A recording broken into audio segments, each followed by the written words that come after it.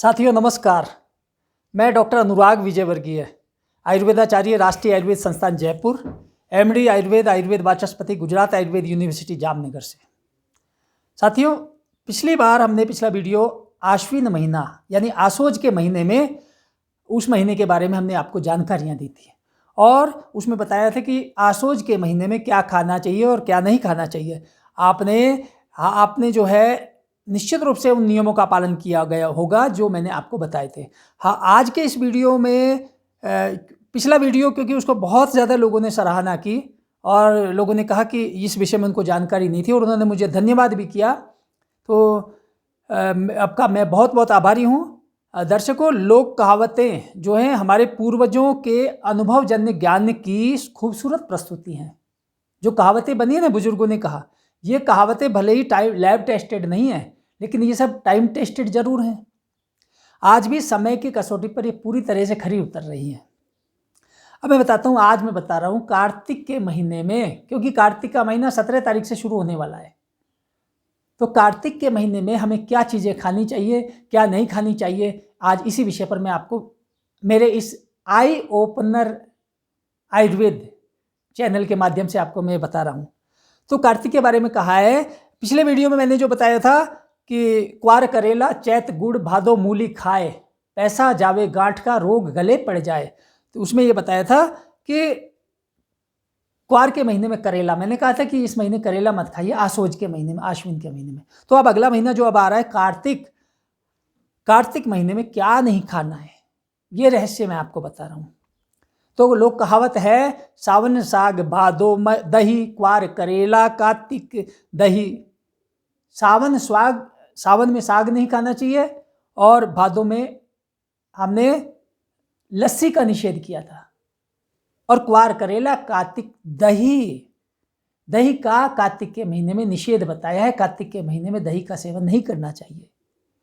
और कार्तिक के महीने में अब क्या सेवन करें वो कहावत बता देता हूँ। कहा है, कार्तिक मूली अगहन तेल, पूस में करो दूध से मेल, माघ मास घी खिचड़ी खाए, फागुन उठ के प्रात नहाए। तो ये आगे के महीने हैं, तो हम कार्तिक की बात करें। कार्तिक में मूली का सेवन करना चाहिए।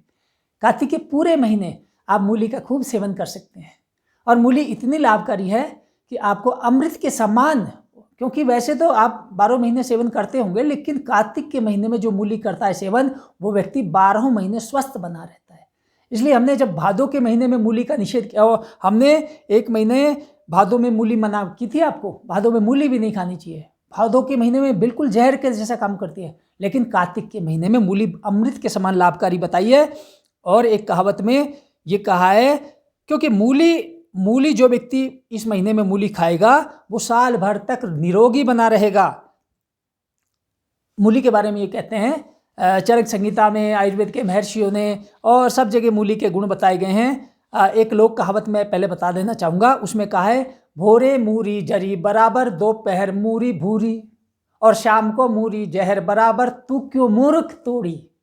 इसका मतलब हुआ, बिहार की कहावत है, भोर में मूली जहर जरी के बराबर है, भोरे मूरी जरी बराबर, जरी कहते हैं जड़ी बूटी। सुबह के समय यदि आप मूली का सेवन करते हैं तो वो जड़ी का काम करती है। पीलिया, यकृत संबंधी विविध विकारों में मूली अमृत के समान लाभ देती है, इसी कारण से।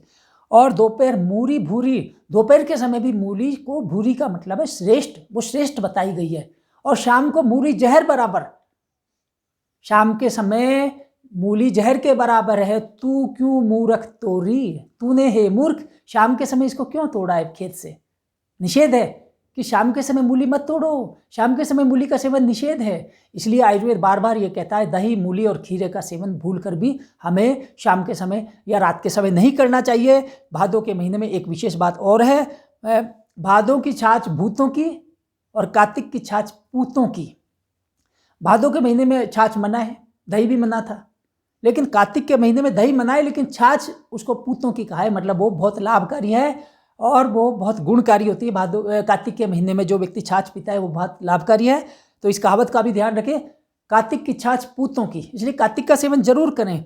यहाँ पर मुझे एक बहुत बढ़िया कहावत याद आ रही है, छाछ का सेवन बहुत स्मरण शक्ति को बढ़ाती है। छाछ का सेवन नियमित करना चाहिए कार्तिक के महीने में।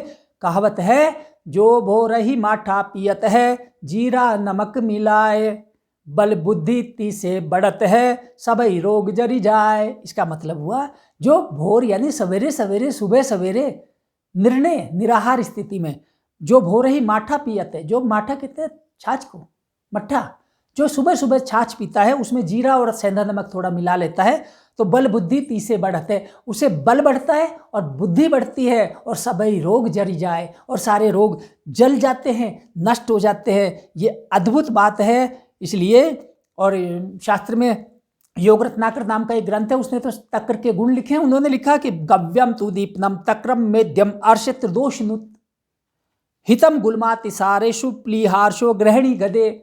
तो गव्यम तु, गाय के दूध से बनाई हुई छाछ जो है, मेद्यम अर्शस त्रिदोषनुत, वो मेद्य कहा है। मेद्य का मतलब है जो औषधि मेधा शक्ति को बढ़ाती है। मेधा किसे कहते हैं? मेधा आपको फिर से याद दिलाते हूँ कि मेधा जो है, मेधा तीनों भूत भविष्य और वर्तमान काल तीनों की याददाश्त, मेधा कालत्रयात्मिका, जो तीनों कालों की याददाश्त को बढ़ाती है। तो छाछ में ये बहुत अद्भुत गुण है। कार्तिक के महीने में छाछ का सेवन करें, आपको निश्चित लाभ मिलेगा। और मूली का सेवन करें, और इतनी सारी बातें जो ज्ञान की है मैंने आपको ये बताई। अब आप पूरे महीने आप इसका सेवन करते रहें। एक और कहावत एक जगह मिलती है, वहाँ पर यह लिखा है कि कार्तिक दूध, अगहन में आलू, और पूस पान, अरु माघ रतालू। कार्तिक के महीने में दूध का भी सेवन आपको करना चाहिए, और दूध का सेवन आप करें। दूध के बारे में मैंने अलग से वीडियो, दूध की महिमा अनंत है, वो मैंने आपको बता दिया। आप छाछ का सेवन करें, मूली का सेवन करें, और इस प्रकार से आप जब इस महत्वपूर्ण महीने में जब आप ये सब परहेज रखेंगे और जो चीज़ें खानी हैं उनका आप सेवन करेंगे तो निश्चित रूप से आप इसमें आप पूरे वर्ष स्वस्थ बने रहेंगे। तो साथियों, आज का विषय मैं यहीं विराम देता हूँ। अगली बार फिर किसी नए विषय के साथ, आई ओपनर विषय के साथ फिर मैं उपस्थित होऊंगा। साथियों, नमस्कार।